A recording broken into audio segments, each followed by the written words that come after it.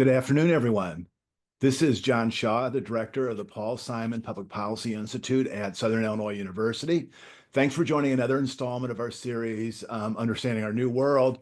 And today we're really delighted to be joined by Lindsey Cormack, who is a terrific teacher and is the author of a really important and interesting new book called How to Raise a Citizen. Let me tell you a little bit about Lindsey. She is a native of Kansas, grew up there, went to undergrad at the University of Kansas, went to graduate school at New York University, worked in DC for a time, and then she went, finished up her doctorate and has been just this terrific teacher at the Stevens Academy of Technology, which is based in New Jersey. I've read some of the comments from her students, and they give her just totally rave comments about her teaching and her just passion for her work. Her interests are wide-ranging, particularly focusing on American politics, very interested in Congress and its work on veterans issues, very interested in political communication and how Congress communicates with its constituents. As I mentioned, this book has gotten a lot of attention, How to Raise a Citizen. We're, of course, all thinking about the issue of citizenship in the context of our current political circumstances. And as Lindsey's book argues, I mean, this is a longer term problem that requires some pretty fundamental rethinking about how we go about teaching our children to be citizens. So Lindsey, thank you so much for joining us. I appreciate it. Thank you so much for having me and for saying all those nice things about me. Great. Well, Lindsey, let's start out at the beginning. You grew up in a community called Overland, Kansas, as I understand it. Tell us about growing up in Kansas and particularly maybe your interest in politics, how that was started. Sure. So I was in Overland Park, Kansas, which is a suburb of Kansas City, and it has excellent schools. But it's really hard when you're a child to kind of appreciate the continuum of school quality. When I graduated and I saw other parts of the world, I was amazed that Kansas was able to invest this much in education. But it wasn't in my youth where I started thinking about politics. I did not come from a family that talked about politics. In fact, I had parents who kind of discouraged that conversation. It like sat in a taboo realm. And it wasn't until I got to college when I asked myself, what is it that I don't know that these people could teach me? And that's kind of how I guided myself towards a major and a minor. And I ended up following a political science major and an African American studies minor because those were two really big gaping holes in the stuff that I'd learned so far. And ever since then, politics has kind of been like the way that I've pointed, and it's been a really fun trajectory for me.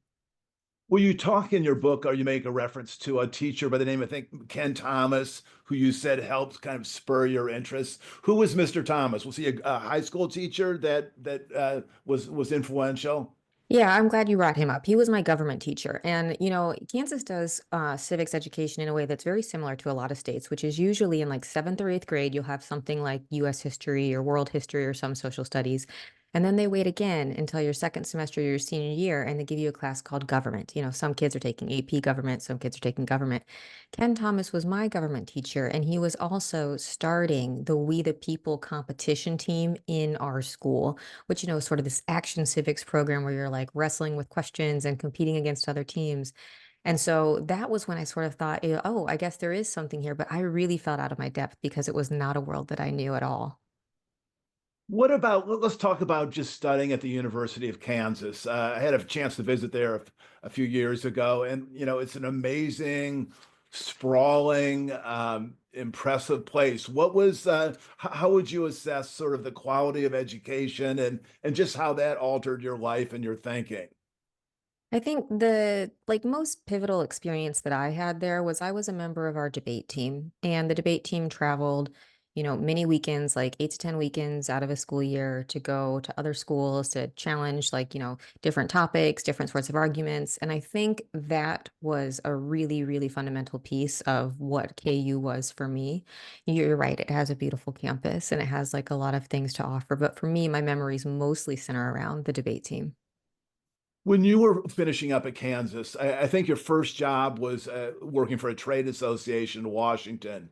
Was that just a way of kind of sampling what Washington was like, or tell us a little bit about the move from Kansas to DC?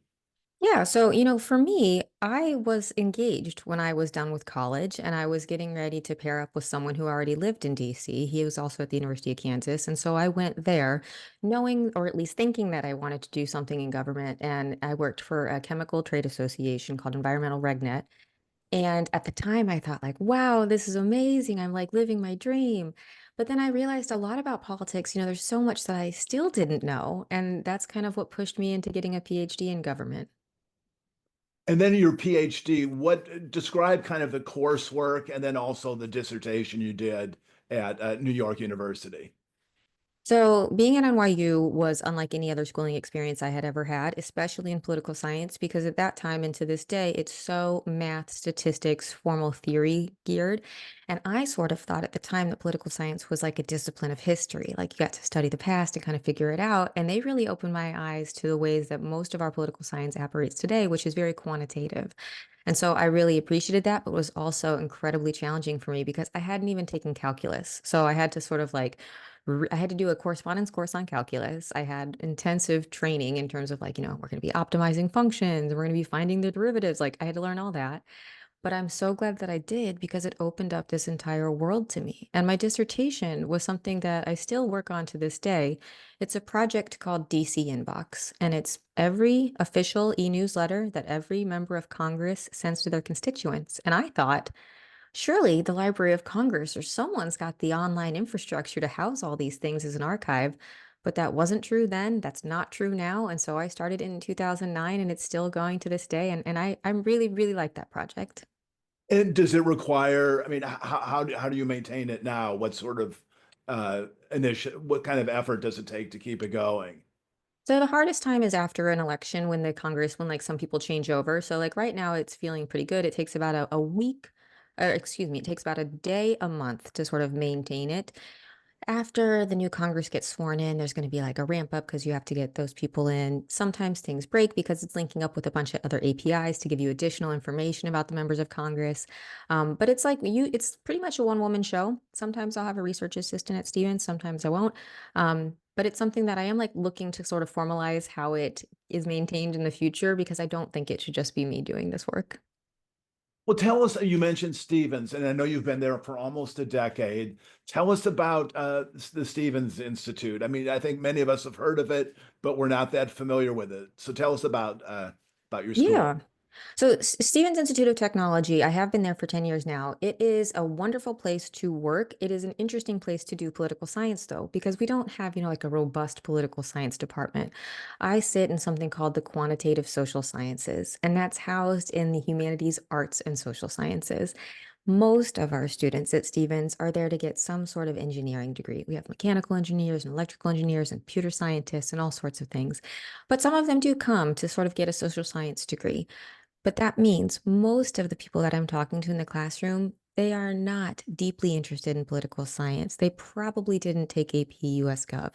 And so I have these incredibly bright students who are so good at doing school and they're great at taking tests and they go on to wonderful careers.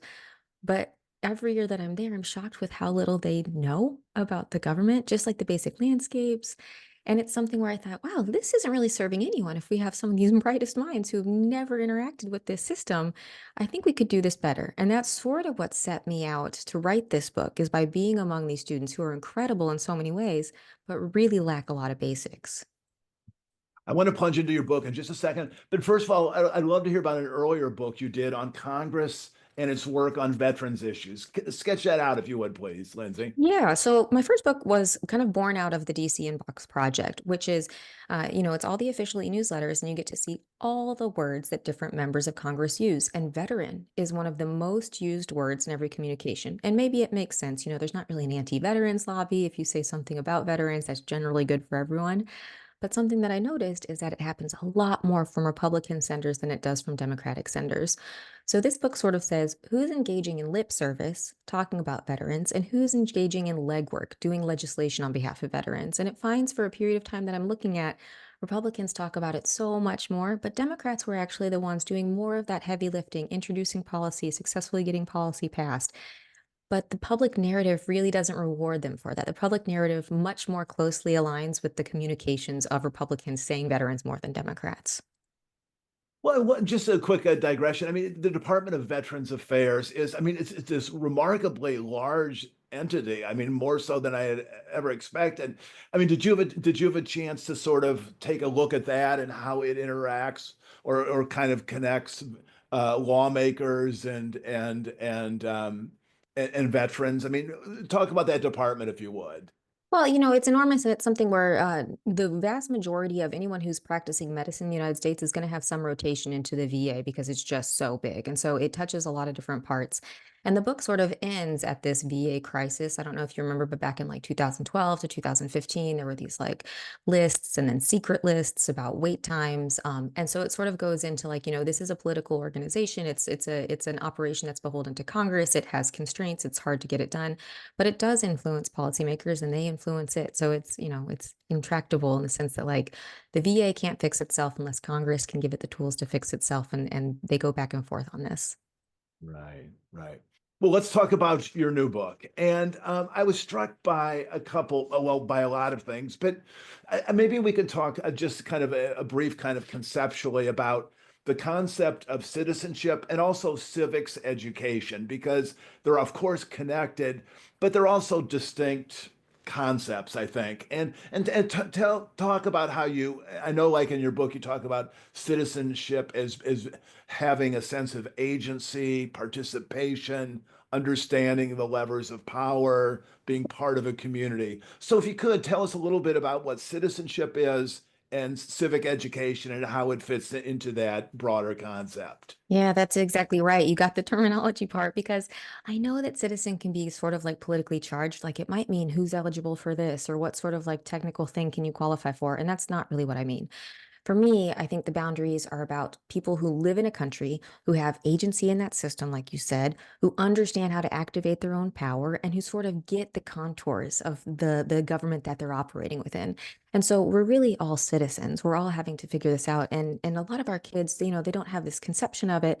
And it's not really anyone's fault, but it's kind of everyone's fault. And when we look at civic education, something that has always sort of troubled me with this is when we say the word civics to kids, it doesn't mean much. It's kind of like this anodyne word that they can't really place. And so for most of the book, I use the term politics and government because I think those are things that we sort of like have more mental traction with. Civics, could mean all sorts of things like volunteering or working for a mutual aid or like doing a cleanup. But I think the way that we approach it is too little, too late, and way too deprioritized in our formal school settings, no matter if you want to call it civics or politics or government. We're really underserving everyone by not teaching them the vocabularies, the concepts, the histories, how to grapple with these things. And so it's to all of our detriment that we don't focus on this more. Well, yeah, and I think to me, the thing that jumped out to me as I read your book is that the problem is sort of multidimensional. One of them, the kind of the really big part of the problem is that we have adults who don't know very much about our system. In fact, you cite an important poll by I think Annenberg, which showed that like less than half of American adults even understand the three branches of government. So we have, I guess, two problems. One, adults who don't understand very much, and their children who understand even less and really don't have a resource to learn, or they don't feel like they have a resource to learn. Could you kind of play off that? Yeah, I mean, and I think that the point of the book is not to be like scoldy or finger waggy and be like, ah, you didn't learn all this.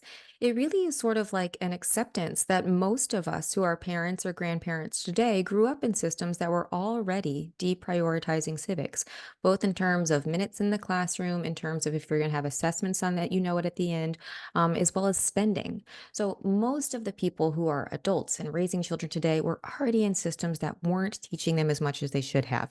But that's not a reason to change this. And it's something, where I look around at the other parents of my generations above me and below, and say, like, you know what? We're the adults in the room now. If we want a better politics, if we want this to feel better, if we want this to function better, then we're going to have to do a little bit of work to make sure we understand things because nothing gets better if we don't understand it. And I know that nearly everyone I talk to wants things to feel better. So we have to start doing some of these things differently. In your book, you write, quote, "We do not have collective habits in how to prepare children to be engaged active participants in our democracy. And then you go on to say that most students have not had intentional discussions with any adults, including their parents, about what it means to be a citizen. Well, how did this come to pass? Well, it's hard for me to say this is exactly why, but I have a few reasons that get us to this place. And it kind of depends on what parts of the country you're in. In many parts of the country, talking about politics is still seen as taboo. It sits in like a bucket of you don't talk about sex or religion or drugs or something that might make someone uncomfortable, like how much money they make. If it sits in that bucket of off-limit conversations, it's not surprising that kids like don't know what to do about it because they're not talking about it. But another thing that we really struggle with in the United States is that when we do talk about politics, it can feel so overwhelmingly negative. Like people will have physical responses, or maybe they'll like get a rash, or they're like going to get hotter or something because it feels like you have to be defensive, or this is going to be a fight, or I don't know it. And so those two sorts of orientations to politics really turn kids off from doing it. And they, in turn, eventually their parents, and they're not doing those conversations either. I also think that parents maybe misunderstand the amount of instruction that kids are going to get in school. So maybe they say, I didn't learn this, but they'll learn it in school. And what we found in the course of this research is that's largely not true. We are not really doing a good job of preparing our kids to understand the government, and we haven't been for a very long time. And so if these things are all sort of working together, that's going to be a problem unless someone says, let's go ahead and change these things. And that someone's not going to be, all the schools in the United States or every state. It's not going to do that. We have to start as individuals saying, you know what, we should know more about this. We should care about this. We should think about this. It's aspirational to understand your government, not negative to understand your government. I want to read a couple sentences from your book and maybe have you play off them. You say political, and you made reference to this earlier. You say political discussions make many of us uncomfortable, and some of us were brought up believing that these topics were off limits. This must change. While many assume schools will adequately teach students how to hold, excuse me, elected officials accountable through voting or even the very basics of our system, the reality falls short. As parents, we have to step in. Um, do you feel that there was a time, I mean, not to get too nostalgic about the past, but was there a time when schools were better at teaching the just sort of the basics of civics and government to our students? And I know, and you also say that, the world has changed. Teachers now are, teaching to the test. Parents are also can be very, very activist and intrusive if they feel like certain concepts are being pushed onto their children that they're uncomfortable with. So, talk about how we got to this point where schools just really aren't up to the task of teaching some of these basic concepts. Yeah, so I really appreciate the question of like, did schools ever do this in a better way? And the answer is like sort of, but not for everyone. Like we've never really had something where it's like robustly everyone's understanding our system. We have had, elite schools preparing mostly boys who would go on to be the men who are doing this work. And we've had, that worked in elite institutions for a while. But in terms of like, have we taught the masses everything they need to know? No. However, we do know that from the 1950s to today, the amount of classroom instruction time that's dedicated to civics has gone down. We do know that the relative amounts of dollars that go into K through 12 are wildly different for STEM and civics. So for every $50 that goes into K through 12 for STEM, science, technology, engineering, math, only 5 cents goes to civics. And so it's something where, that's a very easy way to understand where the priorities lie. We're just not getting those things. But something else that makes it really hard to do this in US schools is our obsession with the ACT and the SAT. Because, at the end of the day, that is the sort of criteria that we judge kids who are going to college on. And it's what we judge high schools on. We sort of aggregate those up. And that's, who's the blue ribbon school, who's getting the funding, who's getting the recognition. And so the incentive structure to really get kids who are good at getting these tests means that you don't have to focus on civics that much. You don't have to focus on social studies because not since 1987 has either one of the tests asked about any of these things. And so if it's not tested, it's not taught. It's the stuff that gets cut out of the curriculum. We also have all these other layers of this like post-COVID world where we have learning loss and kids are saying, or teachers are saying, if my kids can't read and if they can't do math, it doesn't matter if I can't teach them about the government. I have to focus on these other things. And so there's just like a lot of big constraints in our system that make it hard for us to do all the work that we need to do. It's also interesting when we think about while we teach other subjects, we usually layer everything else K through 12. Like we'll start start with little vocabulary, and then we'll build to some building blocks of what concepts might be. And then they might try out something like advocacy or debates or something. We do not approach politics and government like that in most US states. Some states have K through 12 curriculums that are going to dip into civics, but most of them do not. And instead, we wait until the end and we say, like, okay, here's all these terms you've never heard. Here's all these concepts you've never been introduced to. Figure it out.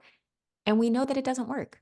We know it when we look at test scores. We know it when we look at voter registration of young people. We know it when we look at voter turnout. We know it when we look at any sort of survey data.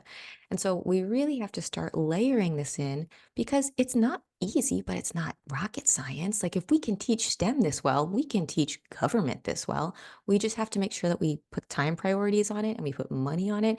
And we agree that it's something that's worth doing instead of thinking, oh, I don't know, someone else will take care of that. I think Colorado is one state that actually has invested pretty heavy in civics education, haven't they? Tell us a little bit about what Colorado is doing that might be worth reflecting on. Yeah, so Colorado, Idaho, and New York, all of them are doing sort of this K through 12 civics for all thing. Colorado also makes sure that they're going to have like a state level development of what sorts of vocabulary kids have to know. And then they also gave some sort of skills documents to the teachers, questions, and they produce material so that teachers can use them. Because remember, it's not that we have like a bunch of social studies teachers that are just like waiting to teach these things. We actually have a shortage of social studies teachers. And something that we learned when we were doing interviews, because we talked to people in nearly every US state who are teaching social studies, we learned this joke that many of them told us, which is, you know who teaches social studies? His name is Coach. And that's because a lot of teachers who are wanting to have full-time employment will not get that on a social studies contract. And so instead, they'll also be wrestling or swimming or football or track coaches. And so when states can produce sort of these like content directives and they can give them to teachers, that is a helpful top-down approach because we don't have a lot of people who have all this expertise in the first place. Let's talk about the role of parents. Um, and your basic argument in the book is that parents need to they need to step up and do more than they have, in part because it's not going to come from anyplace else. And one stat that was in your book that really shocked me, I mean, it really grabbed my attention, is that only a quarter of those students from 18 to 24 have had political conversations with their parents. I mean, that's really kind of a remarkable fact to just begin as a baseline. I mean, it might sound remarkable, but you're around young people and as someone who's in the classroom with them all the time, they are just so underexposed to the concepts and the sort of ways that they know these things. It's not surprising to me. Like, so that's not a survey that I ran. That is Harvard did that study. And it was something where I was like, you know what, that really squares away with my understanding of the world. And I'm not sure why that is. I don't know if it's, like maybe parents feel uncomfortable having those conversations. Maybe they think someone else is going to do it. Something that I have heard since writing this book is a lot of parents would say, I don't want to unduly influence my kids, so I don't talk to them about that. And I think that's just a really wild way to child rear on anything. Like we have to influence them on this. And the idea that you think they're going to take your opinion just because you said it, we know that's not true. But we do owe it to them to sort of set them up for success and say, here's some basics. You're going to figure out some things along the way, but let me make sure you know the map of what you're getting into.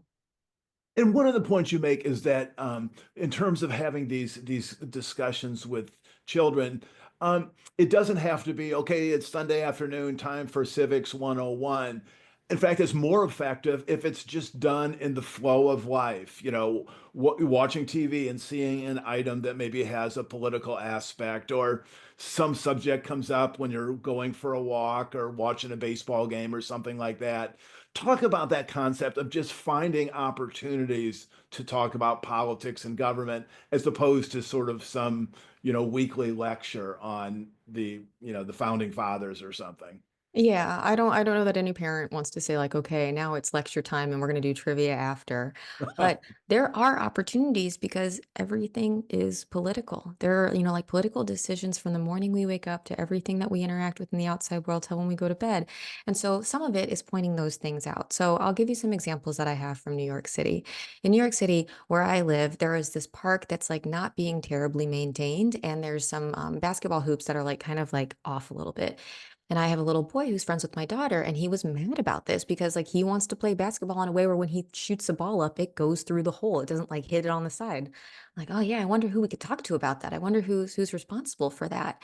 And instead of just, thinking, I have a bad basketball court, he then gets to go through this agenic process of thinking about like, can I fix this? Do we know how to talk to the right people? How do we figure this out?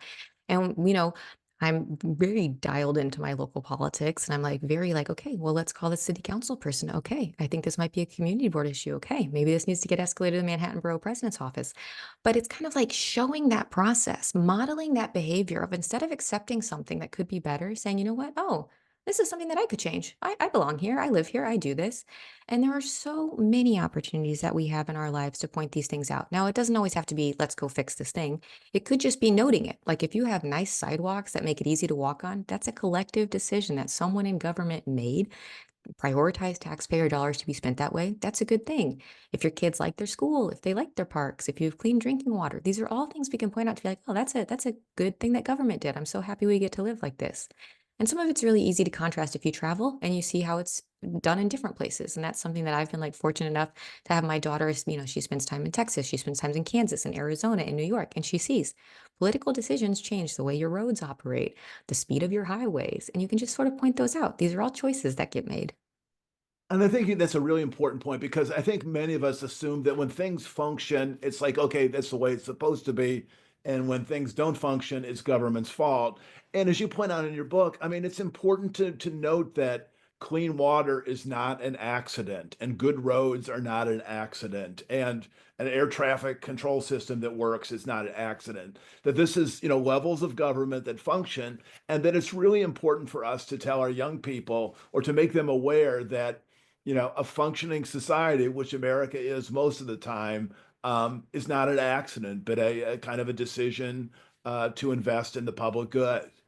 And it takes effort and it takes people. And I think something that we really do is we demonize the people who do the work of government. I mean, our kids hear this narrative of like they're egomaniacs, they're liars, they're all cheats, they're in it for themselves. And you can make that quibble and you can level those charges at some people, but most of the people doing the work of local and state government are essentially volunteers who think they have a better way of getting these things done and they're using their own time, efforts, energy to do it. These are people to be admired, not people to be denigrated. And that's something that we lose if all we think about is federal politics or all we think about is who's going to be on TV. And so, something else that I encourage parents to do is if they have the opportunities, introduce their kids to local politicians. Let them see that these are your friends, these are your neighbors, these are people that maybe look like you or don't, but they're just trying to decision make in ways that make your community better.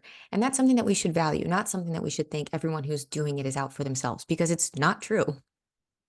Well, Lindsay, I love the framework you use for suggesting conversations with children. And you have four kind of levels of discussion. And the first is when a topic comes up and your child might be curious, you say, so what have you heard about this issue? What do you think? What do you know? And what do you want to know more about? I mentioned this to someone, and they said it's a pretty good framework for even adults having conversations about almost any topic. But talk about these sort of four kind of approaches to engaging with your children on an issue. I agree that it's good for adults. And I actually just sent all my students over Thanksgiving to use these questions at their home with two people over Thanksgiving on a different political topic. But the reason I think it's so important that you start with what have you heard is that there's two big reasons. One is when you let someone just tell you what they have heard, they do not have to justify an opinion. They don't have to tell you that they're right and you're wrong. They can just say, like, here is what I have heard. They are setting the table with what background information they've come into this conversation with.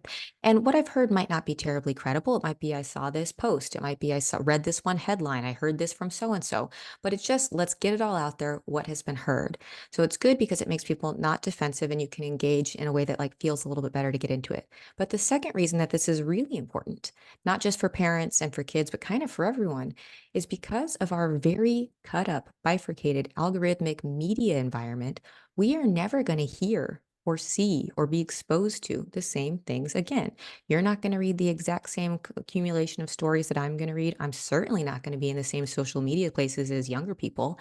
And so we have to sort of know what we're all hearing before we can get into this. And we have to be open to the idea that, like, There's entire parts of the world we're never going to hear about, or entire perspectives that have never been in front of us because that's just not how our media diet works. So I think it's the best question to start with because it lets you start easy and it also really is informative to figure out like what pieces you're building from. And I think you also, you have some great prompts on how to have discussions with children, and you kind of break it out into various age groupings, 5 to 9, 10 to 14, and 15 to 18. So the conversations are really critical, but also is the notion of modeling civic behavior and everything from sending an email to your local official or to go to town hall meetings. You talk about just even, bringing your children along to a meeting and just, modeling professional behavior, being prepared, being polite, being persistent, but in a polite way, closing your meeting with, with politeness and professionalism. Talk about just the importance of modeling good civic behavior. Well, we know that our kids look up to us more than anyone else. They spend the most time around us, and a lot of the lessons that we teach them are not going to be ones we taught them, but it's just going to be things that they caught from modeling us, from seeing us. And so it's not only, like how do I show up at an elected representative's office? It's also how do I show that I care about a thing? Can you model those conversations, if not with them, then in front of them? Do you have neighbors that you want to talk to about something that's happening in your neighborhood? And when we do that, when we let our kids see us engaging in that behavior, then they learn that that's worthwhile. They learn that that's something for them to do. The same thing goes with voting. Like you should take your kids to vote with you, not only because it's like, a great thing that like we all should celebrate. It's incredible that we get to select our leaders in this country, but it's also something that sort of demystifies what government is. We only get like 4 or 5 presidential elections with our kids before they're old enough to go vote on their own. And so it's a really good benefit if we can say, like, here's the places that this happens, here's the procedures that it generally follows. Maybe it's going to be different in the state that you end up voting in at college, whatever. But they then just have like a little bit of muscle memory that they can rely on when they have to go do these things themselves. I think about it in the same way that we teach our kids to drive cars. We like start in little parking lots. We make sure they're comfortable with the basics. We know they're going to be on highways that we aren't there with them. But if they've done a little practice with us, they're going to be safer. They're going to be more confident. They're going to be better at it. And there's not really a downside. If you can show your kids positive, healthy ways to have conversations, that's a plus for them understanding politics and government. It's a plus for relationships, a plus for the workplace. There's not a downside. And so it's about showing like these positive forms of citizenry, not necessarily we're always just complaining about politics. I'm doom scrolling. There's nothing I can do. It's out of my control. It's teaching them about the agency that we all have within our system and modeling that behavior so that they can one day do that themselves. Just a quick personal anecdote. My dad was an engineer, and we grew up in Peoria, Illinois, and he was obsessed with the fact that there must be a better way to get to Chicago from the interstate system we had. So he would once a year write to the Illinois Secretary of Transportation with a sketch of a highway system that would be preferable to the one that we have. And when he passed some years ago, we went through his files, and he did carbon copies back in the day, and he had just literally dozens of letters to the Illinois Secretary of Transportation laying out a better way to build roads to Chicago. We had found letters that he wrote to, President Nixon urging him to resign, and Senator McGovern telling him how he should run his campaign. So, I mean, and I guess we were all sort of aware that Dad occasionally would go to the desk and write letters, but it was an example of being engaged and connected and feeling it was your responsibility to contribute. And it also sounds like you guys have a memory that's kind of filled with pride that you had someone who was like, you know what, I'm going to take ownership of this system and try to make it better. That's something to be celebrated, I think. Yeah, very much. Well, let's talk about kind of this current moment. And I teach a couple classes at Southern Illinois University that deal with politics. And the thing that has been so striking to me is, for these students now, basically their only memory of American politics is frankly a memory of failure, whether it's from 9/11, the wars in Iraq, Afghanistan, the financial crisis, the COVID, the Trump years. I mean, and I teach a class called Statesmanship, in which I, go through some of the great statesmen and stateswomen of American history, and they are astonished that this country has produced successful, strategic, effective leaders. I mean, this it's so striking to see their surprise at America's relatively recent success. I mean, talk about this as we try to boost citizenship. Just this contemporary feeling of failure that envelops young people. Yeah, that's really interesting because I think I hear a lot of that from my students too, and there's just sort of like a premature jadedness of like they already have given up on the idea that government could solve problems or it could do things well. But for me, I actually think like the last 40 years have been incredible in some ways. I think women's rights are far better than they were when I was born. And so I think there are bright spots to point out. And it sounds like you're doing that by finding like these exceptional statespeople to say, like, look at these people. And I would also think that, it's maybe harder to do that now because of the way we know media is structured and incentivized. Like negative stuff goes farther online than positive stuff. And so, if we have someone who's like really working hard in a committee or getting something drafted or a compromise made or a bipartisan thing agreed to, that's not news. That's not even something that people brag about because, oh, you're doing something with the other party. And so I think it is a hard place to be in. I don't know if it's all firmly rooted in our reality in as much as the way that we tell our reality. Yes, we've had failures, but we still have one of the best decision-making frameworks that's ever been invented for collective governance. And so there's so much to celebrate here, despite the fact that I think it has felt a little bit wild for the last few years. I still think it's the best thing going. And I was a reporter for a number of years. And the one thing that was always striking to me to kind of play off your point about the media is that, and I covered Congress primarily for many years. And I might cover a really thoughtful debate on, say, a foreign policy or economic issue. And it was really kind of interesting and nuanced and thoughtful. And yet I would maybe watch an account on television, and they would have invariably the most extreme, flamboyantly stated view from the far right, the most extreme, flamboyantly expressed view from the far left, some yelling, shouting. And so people watching it would think that what had unfolded was just kind of a circus, when in fact the media highlighted the 2% circus, but ignored the sort of 98% that was pretty darn substantive. Yeah, I think that characterizes a lot of politics and a lot of coverage on it. And it's probably speaks to what we find entertaining. It speaks to what captures our attention. So I understand that, things that are wild or on the ends, the extremes are far better television or clickbait or reading than things that are like, oh yeah, stuff's mostly working and we're getting along and figuring some things out. But it is to our detriment because if you look at like local politics, so I sit on my community board. And like tonight, I'm going to be chairing a meeting about liquor licenses. And there's going to be some people who are unhappy about a new business coming in, and some people who are going to be thrilled that they have something that they can go to in their neighborhood. But this is all sort of like we have to figure out how to live here. We have to do this together. It's not flashy, it's not extreme. We're going to say, okay, well, maybe we soundproof here. Oh, okay, maybe we say they have to close by 10 p.m. How can we do something that adjusts for everyone's sort of preferences here? And that's what a lot of politics is. That's what local politics is. That's what a lot of state stuff is. And that's just not really covered. That story doesn't get told as much, and our kids don't get to see it. Well, let's take on the subject that we have to, which is Donald Trump and his effect on sort of the American political system, because he is I guess the euphemism is an unconventional politician, but I mean, he's broken fairly unabashedly many of the taboos and kind of uh, constraints that have been in place for decades, if not longer, in terms of how you talk to people, how you talk about people, how you treat people, even in public. Um, how and playing on the theme that that students pay attention to what they see as much as what they hear. I mean, what is the effect of Donald Trump on our attempt to create a sense of citizenship in the United States? That's an enormously hard question. I mean, for what I tell parents, I mostly interact with parents who are like, I have a hard time letting my kids watch Donald Trump because I'm afraid he might say something that feels hurtful.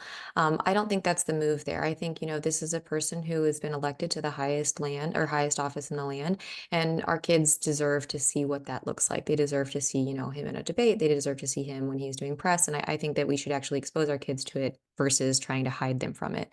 But I also know that teaching during the first Trump presidency was some of the most engaged teaching I was able to do because students would come in every day and they'd be like, "Is this possible? Can you believe it? Is this real?"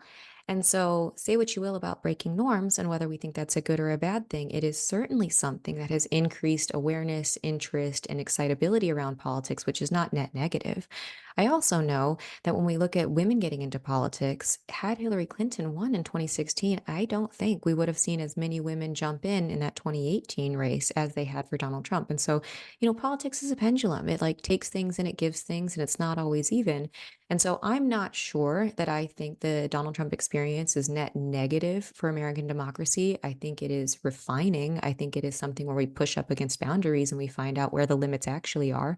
And when there's not limits, we might find out opportunities for changing things. And I think that's sort of like, the collective decision making that we're grappling with in governance. How do we do this in a way that feels fair? How is it something that people are agreeing with? And this last election sort of showed that like this is a route that people are willing to take.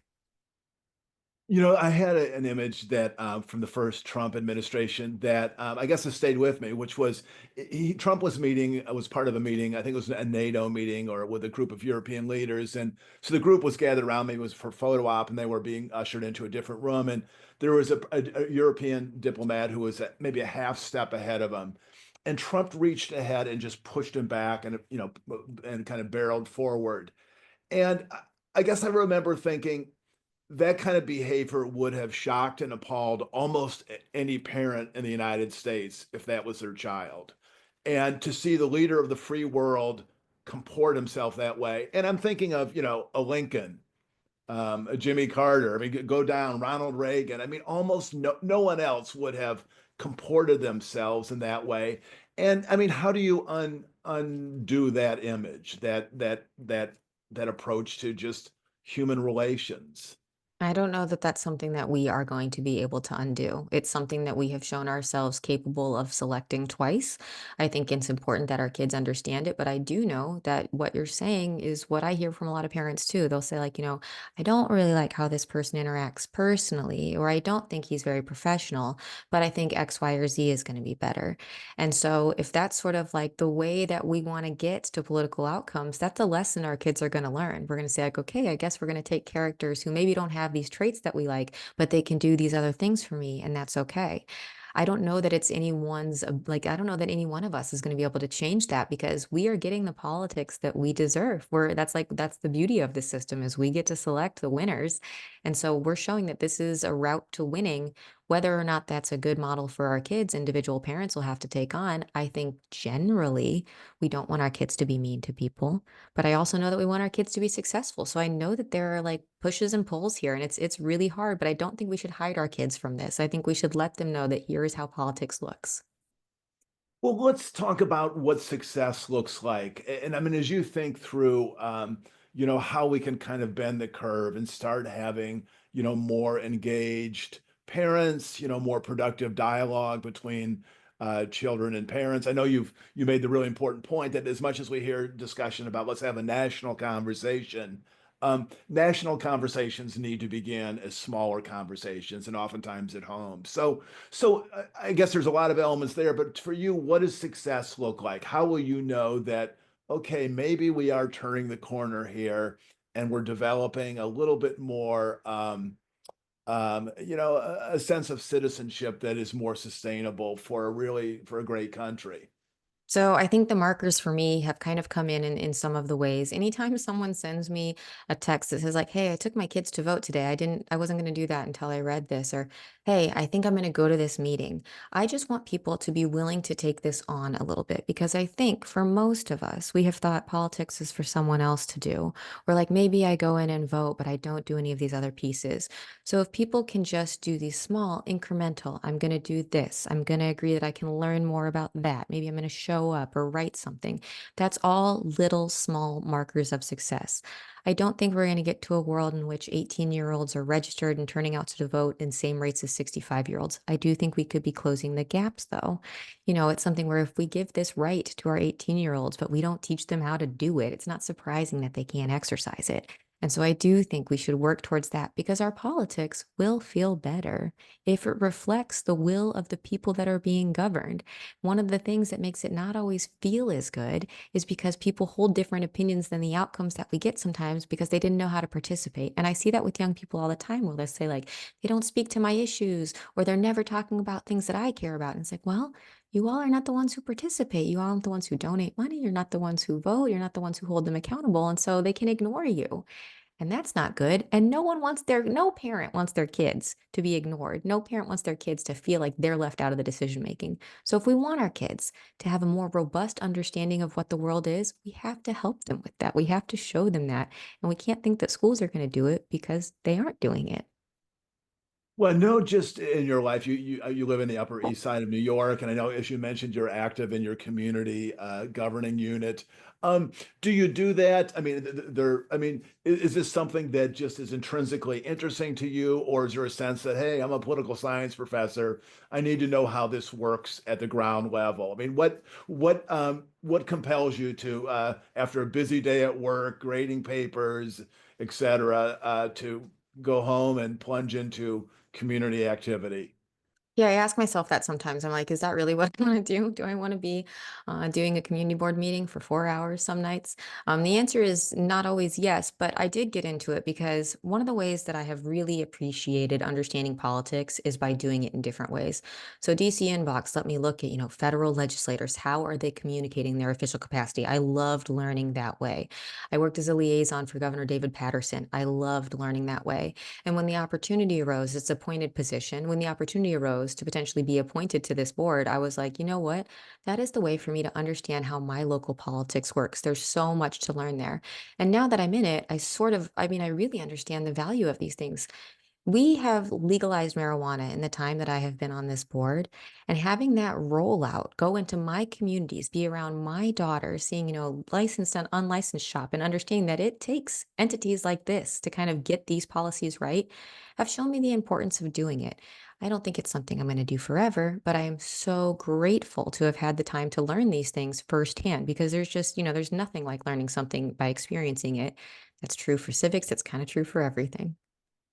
I heard you say in an interview, and I don't know if this was what the exact context was, but it was in New York, and maybe you were on a research project, but you had kind of an exercise where you invited people to talk about their political views, like for 3 minutes, and you had like an hourglass. So you Yeah. tell us what that was and what you learned from that exercise.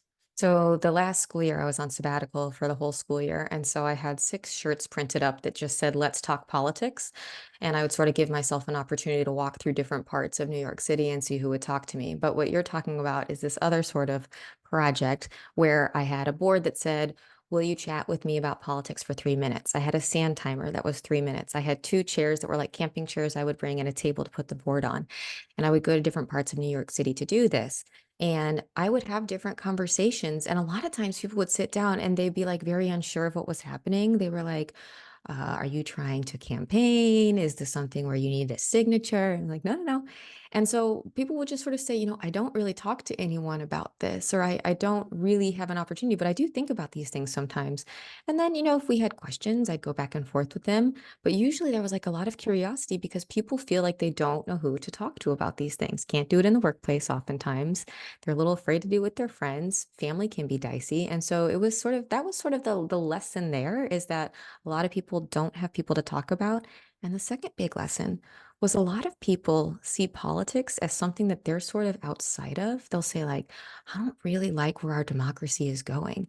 And they sort of like liken themselves to being like passengers on a ship, like they're just sort of like passively going along. And I'd sort of be like, well, I don't think we're passengers. I think we're the crew. I think we're the ones who are like orienting this boat. If we want to change it, I think it's on us to do it. And that was sort of like the second big lesson that I got from that experience. I wonder if you could talk for a second about just your work life now in terms of how you balance teaching, research, writing. I don't know if you have another book coming up. I mean, obviously your involvement in local politics. How do you pull all this together? I would say I'm very barely doing it. I think every night is accounted for. I have something that's due every night. I'm also a single mom to a 12-year-old. And so I have like a lot of demands on my pressure right now. But The beauty of being in academia and the beauty of being on the other side of tenure is that I really get to say yes to things that are interesting to me, motivating to me, and exciting to me. So I'm very rarely doing something that feels like drudgery. It's all stuff that like I'm excited about. And so is it balanced? Not really. It's a lot of work in a lot of ways, a lot of the time. But is it bad? No. It's something that I'm usually pretty happy and satisfied with the sorts of content and topics that I get to be talking about, thinking about, writing about. Do you have another book in your mind? I know that's a horribly unfair question to ask an author who just has the book out. So, So I'll tell you, I do have another thing that I've been thinking about for a while. At the start of my sabbatical, I decided to not ever wear headphones in any public spaces. So no AirPods anywhere. And I also made sure that when I'm like walking, my phone is away. And so I'm like eyes up, ears open. And I think in that it's been 600 days or so now that I've done that. I think we are losing a lot of our ability to sort of engage, care, be empathetic for others, or even acknowledge them because we have all sort of individuated our sort of entertainment space where it's like, even if I go to a social setting like a gym, it's 40 people. No one's going to talk to each other because he's listening to a podcast. She has a book on tape. Someone else is listening to music. And that means we have this like sort of fundamental tension between individuated phone based spaces and social spaces. And I think that's probably going to be the parts of my next book because that has been just a really illuminating way to understand what is a community. It's not much if you can't see them. It's not much if you can't take note of them, if you can't hear them. And, in New York City, we have daycares all over and we have, little kids who go out on walks and they just walk by adults who ignore them with a phone in their face and earbuds in their ears. And they see like that's how adults live. Like, I don't know that we're doing a good thing here. And I know that, my generation is mad at our parents because they like gave us junk food. Their generation is mad at their parents because they like smoked and didn't have seat belts. But what we're doing to our kids by like dumping them in front of a phone and setting them on like dopamine hits to nowhere, I think this might be the most damaging thing. And so that sort of awareness of this past year is really where I'm probably orienting towards next. right. Well, Lindsay, as a kind of final question, I like to ask my guests, who have, we have students, a number of students on this call, what you've learned in your career. I mean, what would you tell your 20, 22-year-old self as you were starting out about, crafting a profession, finding um, something to engage you and to interest you and to give you a reason to just sort of push forward. I mean, what have you learned? I think something that I wish I had learned was to slow down a bit. I was someone who was always like, let's get to the next thing. Like I did college in 3 years. That's not a good idea. You should stay in college for as long as you can. It's very fun. Um, but I think, that did make that I got to do a lot of things. I accomplished a lot of things in an early amount of time. I think going towards stuff that feels good is like the best thing that I've ever been able to do. And that is a privilege, to be able to have choices and say, like, what do I want to study? What is it that I want to do? And academia is idiosyncratic. I happen to get a job that allows me to live in a place that I want to live. But that has all sort of come about by me just continuing to follow the things that are interesting and motivating to me. Now, sometimes I'll stay with something too long and it's no longer interesting, but I'm good at it or I know it. And something that's been good on being on the other side of tenure is sort of being released from that. Just saying, you know what? I don't actually have to pursue that line of research if that's not where I want to go anymore. And being able to just like do the things that you want to do, think on the problems that are intractable to you. That's been the best thing for me. Great. Well, Lindsay, thank you so much for just a really terrific conversation. And I will say to our audience, I highly recommend Lindsay's book, How to Raise a Citizen. It'd be a great Christmas gift to parents, grandparents, or just people who are interested in the really profound question about how we kind of rebuild a civic culture in this country. And Lindsay's book um, provides some very practical advice to teaching to people. Also, a really important section is just a basic primer on American government and politics that, with some concepts that many of us maybe once knew but have forgotten. So it's just a wonderful, almost refresher course in American politics and government. So, Lindsay, thank you so much for a terrific conversation and really the important work that you're doing. Thank you so much for inviting me. This was really nice to talk with you today. Great. Thank you. And thanks to all of you for joining another edition of our series. We will have this conversation with Lindsay on our website. A video will be on our website in the coming days. Please share it with family and friends. Thank you for supporting the Institute and keeping the memory of Paul Simon alive and well. Thank you so much.